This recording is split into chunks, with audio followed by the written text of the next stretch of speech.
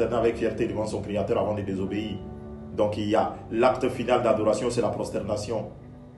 Alors, ces esprits-là, aujourd'hui, c'est sur ces esprits-là, en toute légalité, qui sont en train de fatiguer ces jeunes filles, ces jeunes hommes qui sont à la base de tous nos blocages, mais de manière légale, parce que nous sommes allés pactiser avec ces esprits, parce que nous avons adoré ces esprits, les rivières sacrées, les forêts sacrées, les montagnes sacrées, sacrifices de bœufs, poulets, cailloux, tout ça.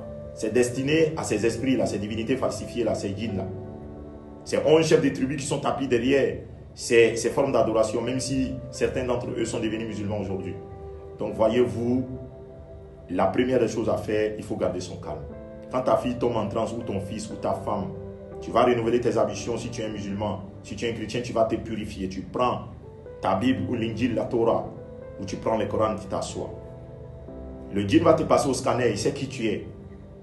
Alors, ne viens pas dans l'intention de combattre ces esprits, de tuer ces esprits, non. Ils sont nombreux que toi. Ils durent longtemps. Ils ont une avance sur toi, ils te voient. Sauf miséricorde de Dieu, tu ne les vois pas. Parce que certaines personnes peuvent, de par la miséricorde de Dieu, les voir. Même quand tu les vois, ce n'est pas évident que tu peux les combattre. Parfois, dans des tribus, ils sont des millions, des milliards de djinns. Et ils sont très puissants. Voilà. Et toi, déjà, tu n'es pas quelqu'un de pur. Donc, les puissances vont agir sur toi. Si tu es quelqu'un de pur, alhamdoulilah. Est-ce que ta fille ou ton fils qui tombe en transe est pur? Non. Quand tu es pur, le djinn ne peut pas te manipuler. Il ne peut pas faire de toi ce qu'il veut. Donc, il faut opter pour la négociation. J'explique.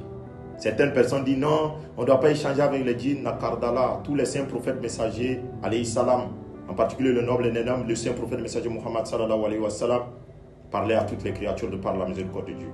Il a amené des milliards, un nombre infini. Et jusqu'à aujourd'hui, il amène encore des djinns à la religion. Donc toi, tu es qui pour tuer une créature de Dieu? Laisse le Créateur faire ce qu'il a à faire. Toi, implore le Créateur afin que ta fille ou ton fils soit libéré de ses esprits. Donc la première des choses à faire, tu peux réciter la sourate Mère une fois, mais pas dans l'intention de faire du mal, dans l'intention de planter le décor de la négociation. Et tu dis comme ça: chers tous, moi je ne vous vois pas, mais vous me voyez. Et toi, si c'est une fille, la plupart du temps, ce sont des hommes qui suivent les filles. La plupart du temps, ce sont des femmes qui suivent les hommes. Toi, mon frère, toi, ma soeur, ou ma mère, mon père, est-ce que ce que tu es en train de faire à ma fille ou à mon fils, c'est normal? Moi, je sais que je ne suis pas bon, je ne te juge pas. Je sais que c'est nous qui sommes allés vous provoquer. Mais est-ce que toi, tu as le droit de faire ça? Est-ce que tu es un Dieu? Si tu es un Dieu, Dieu va te permettre de continuer. Mais si tu n'es pas un Dieu, que Dieu te donne la bonne compréhension afin que tu reviennes vers lui. Car toi et moi, on nous a créés dans le saint but d'adorer un unique seul Créateur. Tu échanges. La négociation n'est pas le fait de négocier pour donner poulet, mouton, pour que ça calme la chose. Non. Il faut lui dire que Dieu dit, il n'a qu'à arrêter ce qu'il fait. Et tu restes comme ça. Tu pries.